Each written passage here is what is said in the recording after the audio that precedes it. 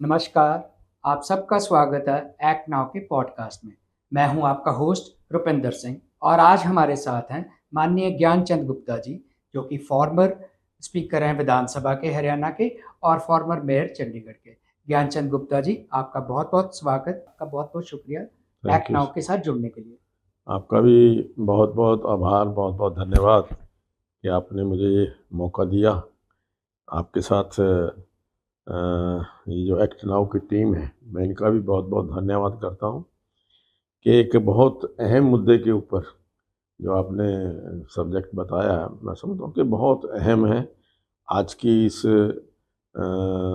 बढ़ती हुई आबादी के अंदर जिस प्रकार से हर रोज़ एक्सीडेंट्स, क्रैश के साथ मौतें हो रही हैं, डेथ्स हो रही हैं, बड़ा एक अलार्मिंग इशू है। तो मैं समझता हूँ कि आपकी जो संस्था एक्ट नाउ इसके ऊपर बहुत गंभीरता से काम कर रही है। मैं आपको बधाई देता हूँ। Thank you very much. Sir, हम ये मानते हैं कि हमारे हमारे को नहीं लगता कि कोई भी इस समाज में ऐसा होगा जिसने अपना नोन रिलेटिव, कोई यार दोस्त, कोई कुलीग, फैमिली मेंबर किसी को खोया ना हो। तो हम ये सोचते हैं कि ये इतना बड़ा मुद्दा है इंडिया में कि कोई भी ऐसा इंसान नहीं होगा जो इससे इम्पैक्ट नहीं हुआ। बिल्कुल ठीक कहा आपने रुपिंदर जी। जिस तन लागे सो तन जाने।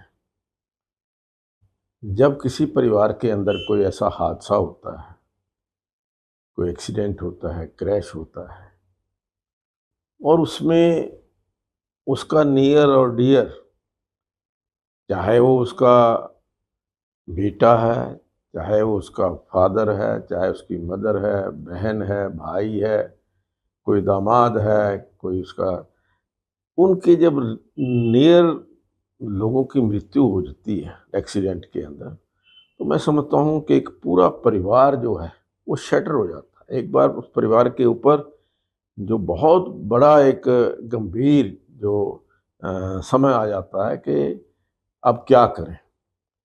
और मैं समझता हूँ कि ये जो विषय आपने चुना, क्योंकि मैं तो भुक्तभोगी हूँ इसी तरीके से, जिस जो एक्सीडेंट के अंदर मेरे नौजवान बेटे की मृत्यु, जो 2.5 साल का था, कार एक्सीडेंट के अंदर हुई।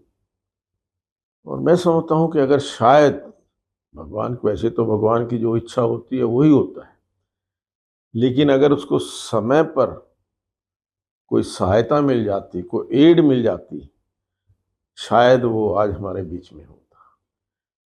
मैं समझता हूँ कि ये इशू, ये मुद्दा ऐसा है कि जिसके ऊपर जन जागरण बहुत आवश्यक है। जनता को जागरूक करना बहुत ज़रूरी है। और जो आपकी संस्था है एक्ट नाउ, यही काम कर रही है, मैं समझता सर देखिए, हम थोड़ा-सा ये कहते हैं, जैसे आपके 20 साल पहले आपके बेटे की एक ही दिन में अश्विनी गुप्ता जी घर से निकले और कभी आपने सोचा होगा कि एक ही सेकंड में वो आपसे हमेशा के लिए छिन जाएँगे? किसी भी माँ-बाप के लिए ऐसा विकल्प इवन इमेजिन करना बड़ा डिफ़िकल्ट है। तो उसको एंड्योर करना या उसमें से सारी उम्र निकलना या उस दर्द के साथ जीना, वो हम समझ सकते हैं, क्योंकि ये ऐसा तो है नहीं है कि आज हुआ तो हम कल इसको भूल जाएँगे। ये तो हर हर जगह पे, हर मौके पे उसकी याद आती होगी। कई बारी होता होगा, जैसे आपने बोला कि अगर उनको टाइमली हेल्प मिल जाती, तो हम ये मानते हैं कि जितने क्रैशेज़ होते हैं, अब जैसे उनकी भी हुआ जो क्रैश, हूँ। उसके पीछे कुछ ना कुछ कारण रहे होंगे। हाँ, ठीक है जी? कोई स्पीडिंग व्हीकल होगा, कोई ड्रंक ड्राइवर होगा, कोई रॉन्ग साइड भी हो सकता है। सो हाँ, नहीं, बिल्कुल आपने जो कहा, ये तीनों ही कारण जो आपने कहा कि मेन कारण, ओवर स्पीडिंग, जो ट्रक था इस गति से चल रहा था कि उसको सामने कुछ नज़र नहीं आ रहा था। एक नैरो जो पुलिया थी, पुलिया के ऊपर फ्रंट से उसने उसके ऊपर टक्कर मारी। और हो सकता है क्योंकि उस समय भागने में सफल हो गया, उसने शराब पी रखी हो, कोई ना कोई नशा कर रखा हो। और तीसरा जो आपने कहा कि उसको उस समय अगर इमीडिएट कोई शायद हेल्प मिल जाती, तो वो उसकी जान बच सकती थी। ये मेरा मानना है कि क्योंकि जब मैं लगभग 50 मिनट के बाद स्पॉट के ऊपर पहुंचा, जो मुझे वहां प्रत्यक्षदर्शियों ने बताया कि एक बार एक्सीडेंट होने के बाद बेटा कार से बाहर निकला, लेकिन ज़्यादा देर तक खड़ा ना रह पाया और एकदम ब्लड जो निकलने के कारण वो कार की पिछली सीट के ऊपर गिर गया। और उस समय जो लोग मैं कहूँगा एक्सीडेंट को देखने वाले थे, उनमें पता नहीं क्यों किसी भी कारण से उनमें हिम्मत नहीं हुई कि उसको उठा करके नियर बाई हॉस्पिटल के अंदर ले जाते। हालांकि सिविल हॉस्पिटल वहां से 10 मिनट की दूरी के ऊपर था। शायद उनके मन के अंदर कोई भय होगा कि कहीं ये जो एक्सीडेंट का जिम्मा है हमारे ऊपर ना डाल दिया जाए, या उसके बाद कोर्ट के अंदर कचहरी के अंदर हमारी हरासमेंट ना हो। इसी चीज को मैं समझता हूँ लेकर के लोगों ने उसकी कोई भी हेल्प वो नहीं की, और लगभग 50 मिनट के पश्चात में जब गया तो ही वॉज नो मोर। तो बड़ा दुख भी हुआ, और उसके और भी बड़े कारण हो सकते। देखिए, जैसा अभी आपने कहा कि जो रोड्स की कंडीशन अब मैं कहता हूँ पिछले 10-11 साल के अंदर काफी इम्प्रूव हुई है। जब हम विदेश जाते थे तो दो चीजें वहां, हम कोई भी वापस आता था तो उससे बात करते थे कि भाई विदेश में आपने क्या चीज देखी, क्या ऐसी चीज देखी जो यहाँ से डिफरेंट। और उसमें सबसे पहले वो कहता था कि बड़ी बड़ी सड़कें, चौड़ी चौड़ी सड़कें, इतनी सड़कें तो हमने कभी देखी नहीं है, 8 लेन की 12 लेन की सड़कें जो है वहाँ। दूसरा उनका होता था कि वहाँ स्वच्छता बहुत है, सफाई बहुत है। ये दो मुद्दे थे। बाकी वहाँ पर वहाँ का रहन सहन, वहाँ का जो कार्यशैली है वो अलग बात है। लेकिन पिछले 11 साल के अंदर इन दोनों मुद्दों के ऊपर काफी हद तक काम हुआ है। आदरणीय नरेंद्र मोदी जी के नेतृत्व में जो रोड कनेक्टिविटी और रोड्स की जो क्वालिटी है उसके अंदर काफ़ी इम्प्रूवमेंट आई है। और ये केवल जो नेशनल हाईवेज हैं इसके ऊपर ही नहीं, अब ये जो सड़कें हैं, चाहे वो स्टेट हाईवेज हैं, चाहे वो गांव की सड़कें हैं, गांव के अंदर भी कई बार हम जो नेशनल हाईवे के साथ सड़कों के साथ मिलान करते हैं, गांवों की सड़कें भी बहुत कई जगह तंग होती हैं, जिसके कारण भी काफ़ी एक्सीडेंट होते हैं। तो इस दृष्टि से सड़कों का जो एक निर्माण है, सड़कों की क्वालिटी है, सड़कों को चौड़ा करना है, आज मैं समझता हूं कि जिस प्रकार से, जिस गति से व्हीकल्स बढ़ रहे हैं, देखिए हर रोज लाखों की संख्या के अंदर स्कूटर, साइकिल, मोटरसाइकिल, ये कारें, ट्रक, ये सब बन रहे हैं। बढ़ता हुआ ये जो व्हीकल का ट्रैफिक है, ये भी सड़कों के ऊपर दुर्घटनाओं का एक बड़ा कारण है। कहीं ना कहीं सड़कों के ऊपर लेनिंग वो हमारे देश में अभी बहुत ज़्यादा ज़रूरी है। विदेशों के अंदर हर व्हीकल के लिए उसकी लेनिंग की हुई है कि 40 की स्पीड का व्हीकल चलेगा वो इस लेन में चलेगा, 60 की स्पीड का इसमें चलेगा, 100 की स्पीड का इसमें चलेगा। वहाँ तुमने देखा कि 200 किलोमीटर की स्पीड, 180, वो आम बात है। लेकिन उनकी लेन है, इसलिए एक्सीडेंट के बहुत कम खतरा जो है वो वहाँ पर हमें देखने को मिलता है। ड्राइविंग है, उसके पीछे कारण मैं सबसे बड़ा मानता हूँ करप्शन। कई बार व्यक्ति ड्राइविंग टेस्ट देने के लिए जाता ही नहीं और उसका घर बैठे ड्राइविंग लाइसेंस आ जाता है। वो जो एक करप्शन के जरिए कह ले जो, या सिफारिश के जरिए भी कह लो, वो भी एक मौत का बड़ा कारण जो है, एक्सीडेंट का बड़ा कारण बनता है।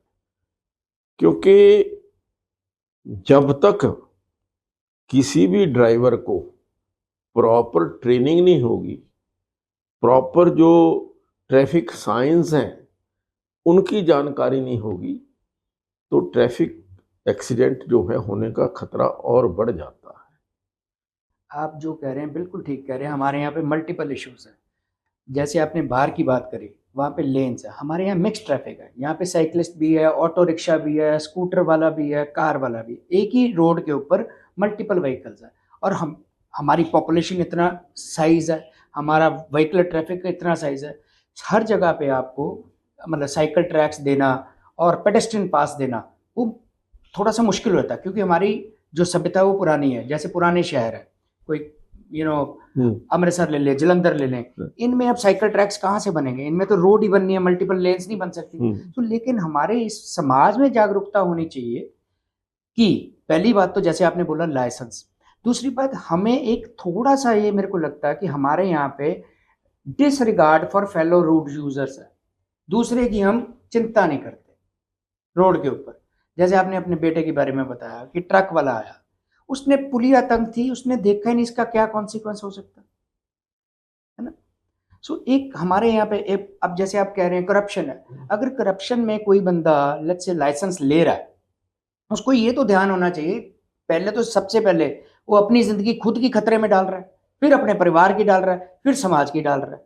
सो ये हमारे समाज में थोड़ी सी मेरे को लगता है इनसेंसिटिविटी बहुत ज्यादा है और कैजुअल एटीट्यूड है हमारा रोड्स के प्रति। जहाँ डिसिप्लिन की बात आती, अनुशासन की बात आती, वो चाहे गरीब है, चाहे वो साइकिल चलाने वाला है, चाहे वो रिक्शा चलाने वाला है, चाहे वो रेहड़ी चलाने वाला है, वो अनुशासन सबके ऊपर। ये छोटी छोटी चीजें हैं जिसके ऊपर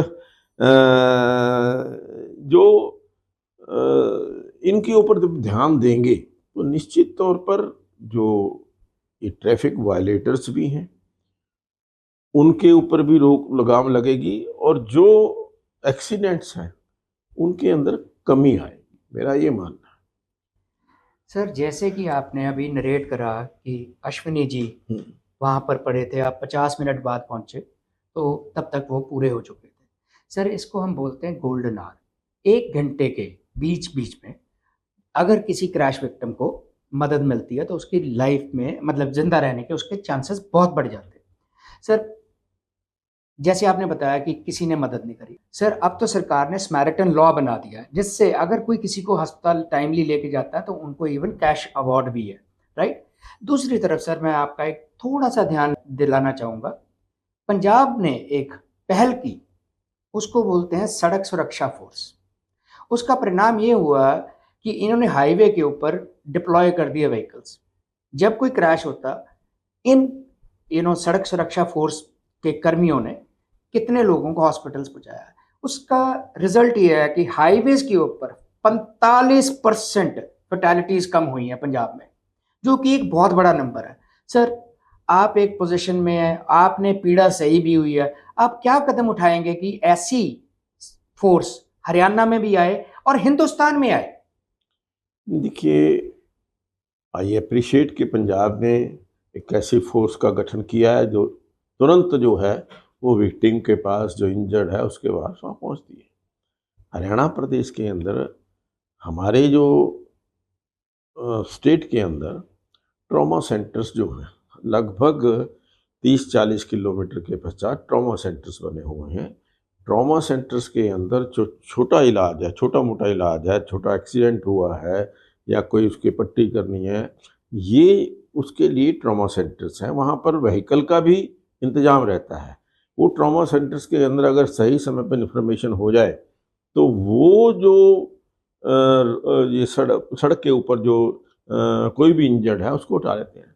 दूसरा जो अभी नेशनल हाईवेज़ के ऊपर मैं कहूँगा कि national highway authority of India ने बहुत सारे अपने व्हीकल, इंस्पेक्शन व्हीकल छोड़े हुए। उन्हीं व्हीकल्स को एज हम सिक्योरिटी का या रिलीफ का फोर्स जो है उसको बना सकते हैं और उन व्हीकल्स के अंदर 1 या 2 ट्रेंड जो है, जो डॉक्टर है या डॉक्टर कह दीजिए या कोई कंपाउंडर कह दीजिए, जो इमीडिएट रिलीफ उसको दे सके, जिसको जानकारी हो वैसे भी मैं कहूँगा कि हमें, जैसा मैंने कहा कि जागरूकता की बहुत ज़रूरत है, एजुकेशन की बहुत ज़रूरत है।